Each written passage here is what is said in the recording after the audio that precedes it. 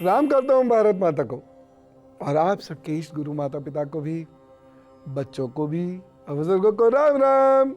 मैं आज हल्दी, नमक, जायफल की बात करूंगा। जावित्री, बहुत सारे लोगों ने सुना होगा इस नाम को भी। ये सारी बातें जानना भी बहुत ज़रूरी है, क्योंकि हम यहाँ बात करते कहाँ हैं भविष्य बताने की। हम तो यहाँ ये भी बात करते हैं कि भविष्य को बेहतर कैसे बनाया जाए, इस जिंदगी को सुंदर कैसे बना जाए। बहुत सारे लोग हल्दी का सेवन बहुत कम करते हैं। ऐसा नहीं करना चाहिए। हल्दी खानी चाहिए और उचित मात्रा में खानी चाहिए। हल्दी के नियमित सेवन से रोग प्रतिरोधक क्षमता बढ़ती है, यानी इम्यूनिटी बढ़ती है। सबसे पहले मैं हल्दी की बात करता हूँ।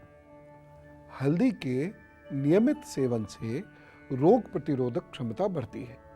अब बहुत सारे लोग हल्दी का सेवन नहीं करते और साथ में ये भी समस्या है कि बाजार में नकली हल्दी भी मिलती है। हल्दी हेल्दी बनाती है क्योंकि हल्दी में एंटीसेप्टिक गुण पाए जाते हैं। इसकी वजह से ये रोग प्रतिरोधक क्षमता यानी इम्यूनिटी को बढ़ाती है। अब देखिए ना, यदि आपके पास शुद्ध हल्दी है तो उसको घाव पर यदि आप लगाएंगे तो घाव जल्दी भर जाएगा। अब जैसे कभी हम लोग यात्रा के लिए जाते हैं या पहले जंगल वंगल में जाते थे तो कटवट लग जाते थे, हल्दी लगा दी, ठीक किसी भी दवाई से तेज काम करती है हल्दी, खून भी रोकती है। इसीलिए हल्दी का सेवन अवश्य करिए। हल्दी के सेवन से शुगर के रोग में लाभ मिलता है। साथ ही साथ थाईलैंड में एक अध्ययन हुआ था, उससे ये संकेत मिलते हैं कि बाईपास सर्जरी कराने वाले हृदय रोगियों के लिए हल्दी बहुत फायदेमंद सिद्ध होती है। यद्यपि हम तो इसे 2700 वर्षों से जानते हैं कि कोई भी रोग हो या कोई भी ऑपरेशन कराना हो, कुछ दिन पहले से हल्दी का सेवन जरूर कर लेना चाहिए, क्योंकि उससे शरीर मजबूत होता है। इम्यूनिटी और रिकवरी की शक्ति शरीर के अंदर तेजी से बढ़ती है। यहां तक कहता है ये रिसर्च डॉक्यूमेंट कि हल्दी का नियमित सेवन दिल के दौरे से भी मुक्ति दिला सकता है। हो सकता है कि भारत में खान पान, जल, तेल, दूध, इनमें इतनी परेशानियां हैं, इतना नकली माल हम खाते हैं, बावजूद उसके उतने बीमार नहीं पड़ते जितना ये सब खाने वाले को पड़ना चाहिए था। ऐसे समाज में जितनी बीमारी होनी चाहिए थी उतनी नहीं है। ये तो पॉजिटिव बात है, आपको माननी पड़ेगी। क्यों? क्योंकि कहीं ना कहीं हमारी जड़ों में भारत माता रहती है। भारत माता के ऋषि रहते हैं, भारत माता के विद्वान रहते हैं और हमारे मसाले, हमारी सब्जियां आदि आदि आदि, ये जो चीज़ है ये हमें गंभीर रोगों से बचाकर रखती है।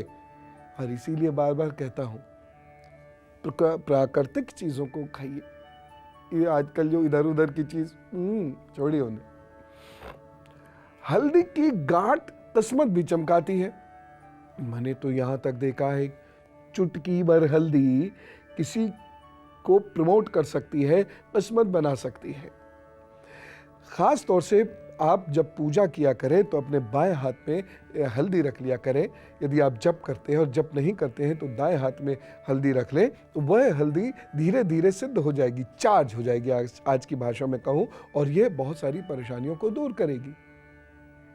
खास तौर से जो पितृदोष यज्ञ के उपरांत वह हल्दी होती है, उसको तो गले में डाल लेते हैं, बड़ा फायदा करती है मुसीबत के समय। विवाह और पढ़ाई के रुके हुए काम तो हल्दी का तिलक लगाने से या बच्चों के गले में जरा सी हल्दी बांधने से शुरू हो जाते हैं और नजर भी नहीं लगती छोटे बच्चों को। अब दूसरी चीज जो मैं आपको बताना चाहता हूं वो जायफल है। जायफल बहुत अच्छा है। जुकाम के लिए जायफल रामबाण की तरह कार्य करता है। इसका चूरन शहद में मिलाकर सेवन करने से खांसी, सांस फूलना, भूख न लगना, सर्दी से होने वाले जुकाम आदि में बहुत लाभ होता है। जायफल को पानी में घिसकर पिलाने से जी मिचलाना ठीक हो जाता है। ऐसे ऐसे ऐसे, ऐसे खूब घिसिए, उंगली से ऐसे उतार कर और पिलाइए। साथ ही साथ बच्चों को होने वाले पेट दर्द के लिए सबसे अच्छी दवा है जायफल और एक बताशा। एक दो बूंद जायफल तेल को बताशे में डालकर बच्चे को खिला दीजिए। तो जिन बच्चों को पेट में बहुत दर्द होता है और ऐसे अकड़ कर दर्द करते हैं, अकड़ कर जब दर्द होता है तो चिक चिक कर रोते हैं, उनको ये बहुत फ़ायदा देता है। मैं बहुत छोटे बच्चे की बात नहीं कर रहा हूँ, मैं बड़े बच्चे की बात कर रहा हूँ। यानी 3-4 साल का जब बच्चा हो जाए, बहुत छोटा बच्चा है तो आपको डॉक्टर साहब ने बताया ही होगा कि क्या देना है क्या नहीं देना। लेकिन बहुत छोटे बच्चे की भी नाभि के इर्द गिर्द ये जायफल का तेल लगाया जा सकता है या उसकी इस तरीके से मालिश की जा सकती है। छोटे बच्चों को भी रोने में तो आराम आएगा, हो सकता है तुरंत ही आराम आ जाए। देखिए, बृहस्पति को लेकर मैं थोड़ा सा केयरफुल रहना चाहता हूँ, क्योंकि बहुत सारे लोग ये समझते हैं बृहस्पति मतलब सब अच्छा ही अच्छा, बृहस्पति मतलब सब शुभ ही शुभ। लेकिन बृहस्पति की कुछ स्थितियां ऐसी होती हैं जो आपके पेट को बहुत नुकसान पहुंचा सकती हैं। और ये ध्यान रखिएगा कि पेट शरीर भर के रोगों की जड़ है। तो मैं आपको सबसे पहले बृहस्पति की कुछ एक स्थितियां बताता हूं। चलिए आइए मेरी कक्षा में। अब आप 2-3 चीजें मेरे साथ देख लीजिए। देखिए, मैं आपको पहले तो इस उंगली का हल बताता हूं। अगर ये उंगली आपकी इधर झुकी हुई अधिक है, यानी ये वाली हिस्सा, और ये फर्स्ट फ्लेंज, ठीक है, अगर ये फर्स्ट फ्लेंज इधर झुका हुआ है तो पेट की खराबी हमेशा रहेगी और पेट की खराबी का असर कमर पर भी पड़ेगा।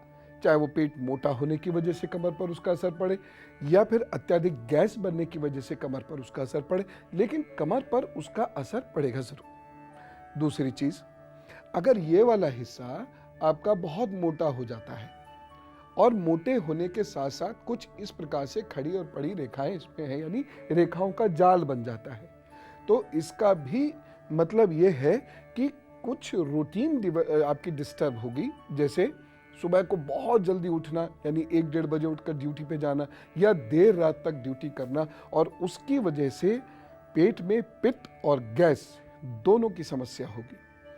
एक बात को बहुत गहराई से यहां समझिए, ठीक? जैसे मान लीजिए ये आपकी जीवन रेखा है और यहां ऊपर से कोई रेखा आती हुई यहां पतली हो जा रही है, ठीक? एक रेखा यहां से मोटी हुई और जहां पतली हुई वहां मानते हैं खत्म हुई। तो अगर यहां मोटी हो रही है ये और नीचे आती आती इससे जुड़ते वक्त बहुत पतली हो गई है, तो इसका भी मतलब ये है कि आपको बृहस्पति के कारण समस्याएं होंगी। कैसी?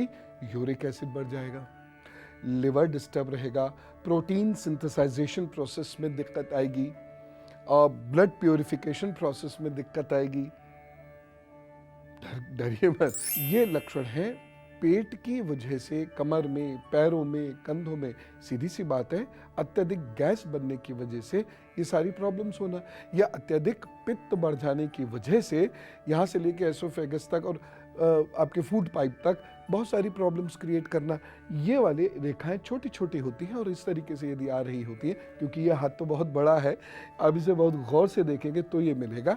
तो ऐसे लोगों को खट्टी डकार आने की प्रॉब्लम, हाइपर एसिडिटी की प्रॉब्लम, अनईजी रहना, रात को बार बार नींद खुल जाना, रात को थोड़ी घबराहट महसूस करना, रात को पानी पीने की तलब लगना, सोकर उठ उठ कर पानी पीना, और उसके बाद उठ उठ कर कई बार बाथरूम जाना, वॉशरूम जाना, यूरिनेट करना, ये सारी दिक्कतें होने लगती हैं। अब ये जो छोटी छोटी समस्याएं होती हैं पेट की, ये बहुत भारी पड़ती हैं आगे जाके। खास तौर से लिवर की समस्या, बिलिरुबिन एसिड की समस्या, स्प्लीन यानी प्लीहा की समस्या, एसिड की समस्या तो बहुत खतरनाक हो जाती है। लिहाजा इन्हें यहीं दबा दीजिए। कैसे? थोड़ी सी राई, नमक, आटा और साथ सूखी लाल मिर्च लेकर, जो ऐसा व्यक्ति जिसके आए दिन पेट में दर्द होता रहता है या नजर दोष से, मतलब आप कहीं गए आए मिले जुले उसके बाद पेट में दर्द होना शुरू हो गया, वो जो व्यक्ति होता है, यानी दोनों ही लोग, लिवर भी और नजर दोष भी, ऐसे पीड़ित व्यक्ति के सर पर से 7 बार घुमाइए और आग में डाल दीजिए। अच्छा, नजर दोष का एक और उपाय बताऊं आपको। दोबारा कर लेते हैं इसे। अच्छा, एक विचित्र सी बात बताऊं आपको। ये जब आप उपाय करेंगे तो नजर दोष होने से मिर्च जलने पर गंध नहीं आएगी, करके देखिएगा कभी। और अब गुरु मंत्र।